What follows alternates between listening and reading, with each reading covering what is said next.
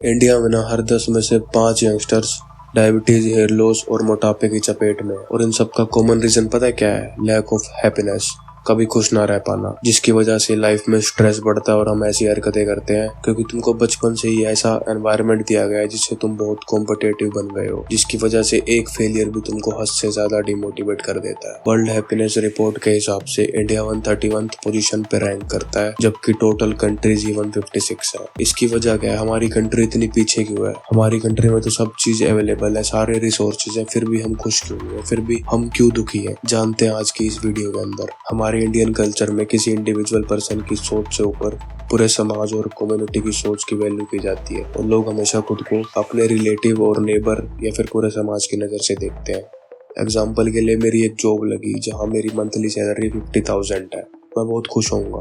और वहीं उसी टाइम मुझे पता लगा कि मेरे साथ के लोगों की सैलरी 75,000 या उससे ज्यादा है, वहाँ मेरे पास कोई रीजन नहीं होगा खुश होने का। इंडियन कल्चर में जॉइंट फैमिली को हम प्लस पॉइंट मानते हैं, और वेस्टर्न फैमिलीज को बुरा भला बोलते हैं कि ये अपने बच्चों से, अपने घर वालों से प्यार नहीं करते, इसलिए एक दूसरे से अलग रहते हैं और उनके मन में एक दूसरे के लिए कोई प्यार नहीं है। जॉइंट फैमिली के बेनिफिट्स बहुत हैं, लेकिन कुछ नेगेटिव इम्पैक्ट्स भी होते हैं, जो बचपन से ही आपका कंपैरिजन आपके कजन्स, रिश्तेदारों के बच्चों से किया जाता है। मैं अपनी स्टोरी बताता हूँ आपको। मेरे बचपन में मार्क्स अच्छे नहीं आते थे, तो मुझे हमेशा मेरे कजन्स और साथ वालों से कंपेयर करा जाता था कि इनके मार्क्स ज्यादा आए हैं, तेरे कम कैसे आए हैं। जनरली हर बच्चे को अपने पेरेंट्स को डील करना पड़ता है, लेकिन मुझे चाचा, ताई, चाची, दादा, दादी सबको डील करना पड़ता था। मैं बुरा फील करता, मुझे लगता कि मेरे अंदर ही कुछ कमी है। और वहीं दूसरी तरफ अगर मेरे मार्क्स उनसे ज्यादा आते तो मेरे अंदर एक ईगो आ जाती कि हाँ, आई एम समथिंग। चाहे आप अपना कंपैरिजन अपने से ज्यादा अचीव करने वाले से कर रहे हो या फिर अपने से कम अचीव करने वाले से कर रहे हो, आपको कभी ये समझ नहीं आ सकता कि आपका खुद का पोटेंशियल कितना है। लेकिन हम हमेशा ना हमारे लेवल के बंदों से ही कंपेयर करते हैं खुद को। हम कभी खुद को प्राइम मिनिस्टर से कंपेयर नहीं करेंगे, किसी स्टार से कंपेयर नहीं करेंगे कि ये हमसे आगे कैसे निकल गया। हम खुद को उससे कंपेयर करते हैं जो हमारे लेवल का बंदा है और हमसे आगे निकल जाए। हम जनरली खुद को कंपेयर करते हैं हमारे दोस्तों से, क्लासमेट से, रिलेटिव से, हमारे कजन से और हमारी एज के दूसरे बंदों से। और ये कंपैरिजन ठीक है क्योंकि ये एक फेयर कंपैरिजन है, हमें करना चाहिए। हमारा कोई दोस्त या फिर रिलेटिव सक्सेस अचीव करता है तो हम उसको ऑब्जर्व करते हैं और अपनी लाइफ में ज्यादा से ज्यादा अचीव करने के लिए मेहनत करते हैं। तो ये एक फेयर कंपैरिजन हुआ। बट प्रॉब्लम शुरू होती है सोशल मीडिया से। हम जब किसी इन्फ्लुएंसर हो या फिर सेलिब्रिटी को देखते हैं और उसकी एज को देखते हैं कि इसकी उम्र तो मेरे बराबर है और ये यहाँ तक पहुंच गया और मैं अपनी लाइफ में कुछ भी नहीं कर पा रहा, और मैं अपनी लाइफ में कुछ बहुत गलत कर रहा हूँ जो मैं यहाँ फंसा हुआ हूँ, और मेरे अंदर कोई कमी है, नहीं तो मैं भी सक्सेसफुल होता इसकी तरह। क्योंकि लेवल सेम है, एज सेम है, तो हमको एक ये फेयर कंपैरिजन लगता है और वही हमारी सेल्फ स्टीम को एकदम से गिरा देता है। सबकी लाइफ में अलग अलग अपॉर्चुनिटीज आएंगी और लोग उसको ग्रैब करेंगे और हमेशा कोई ना कोई आपसे ज्यादा सक्सेसफुल होगा। फैसिलिटीज मान लो, प्रायोरिटीज मान लो, कुछ भी हो सकता है। आपसे ज्यादा अपॉर्चुनिटीज मिलेंगी, किसी को आपसे कम मिलेंगी, कोई ना कोई आपसे सक्सेसफुल ज्यादा होगा हमेशा। और ये प्रॉब्लम नहीं है, प्रॉब्लम है आपकी ईगो की, जो आपको कंपेयर करती है खुद को समझाने के लिए। आपको बस लाइफ में खुश रहने के लिए खुद को समझाने का तरीका बदलना पड़ेगा, जो मैं बताऊंगा आपको इस वीडियो के अंदर। हमारे ब्रेन को ये लगता है कि हैप्पीनेस तब आएगी जब हम कुछ अचीव कर लेंगे, कि जब हमें हमारी ड्रीम कार मिलेगी या ड्रीम हाउस मिलेगा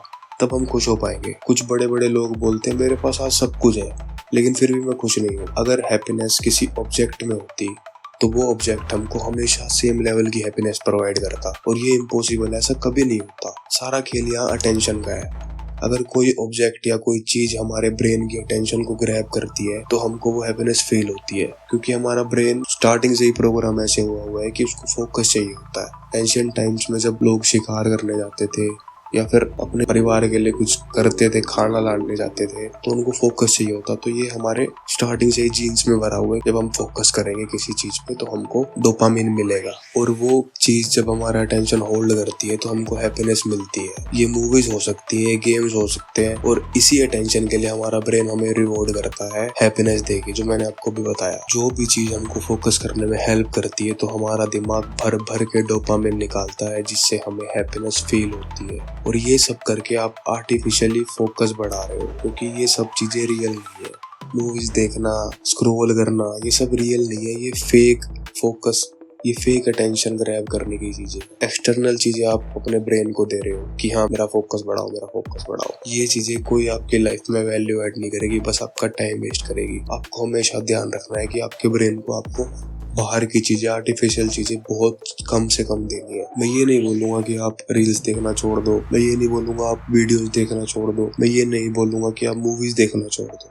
आप बस इतना करने लग जाओ कि जब आप खाना खा रहे हो तो मूवीज या फोन को अवॉइड करो, और अगर आप कहीं ट्रैवल कर रहे हो तो म्यूजिक को अवॉइड करो। अपने ईयरफोन्स को अपने बैग में रखो और उस सिचुएशन को, उस मोमेंट को ऑब्जर्व करो, अपने आप से बातें करो, अपने दिमाग को अलाउ करो कि बाहर की चीजें भी ऑब्जर्व करे। जब आपका दिमाग बोर होकर थक जाता है तो वो एंड ऑफ थॉट्स को रीच करता है, जो कि आप उसके पास आने नहीं दे रहे थे इन सब चीजों से उसको ब्लॉक करके, मूवीज देख के, सॉन्ग सुन के। और उसके बाद आपके लिए फोकस करना बहुत आसान हो जाता है। आप खुद के अंदर की आवाज सुनने लगते हो और समझ आने लगता है कि आप कौन हो। आपको सिंपली अपने ब्रेन को एक्सटर्नल फैक्टर से हैप्पीनेस देनी बंद करनी है और बोर्डम को फील करना है, जिससे आप न्यूट्रल स्टेट में हैप्पीनेस को फील कर पाओगे। अगर आपको वीडियो हेल्पफुल लगी तो चैनल को सब्सक्राइब कर दो।